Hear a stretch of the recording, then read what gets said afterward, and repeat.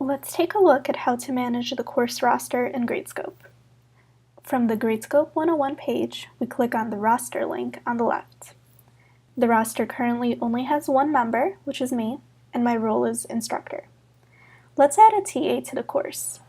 We click on Add Students or Staff, click on Single User, fill out the name and email, and choose their role to be TA.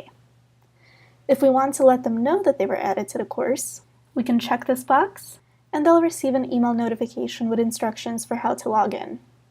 Now we click Submit, and the TA has been added to our roster. To bulk import students, we need to upload a roster file in CSV format.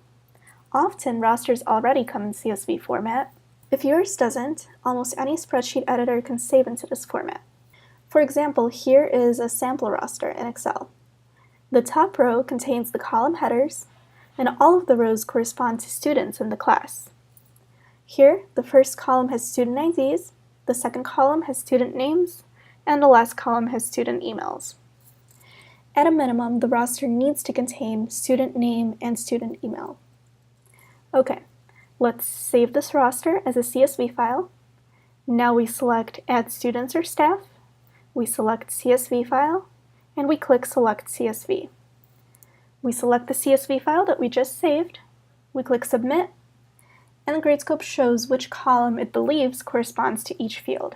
We see here that it identified student first and last names from the CSV's full name column.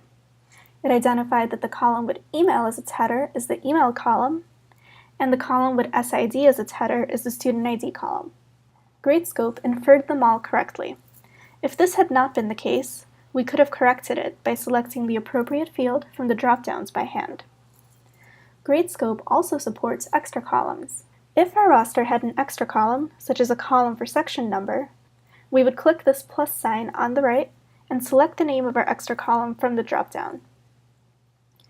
If we don't want students to receive an email notification that they were added to the course, we can keep the checkbox here unchecked.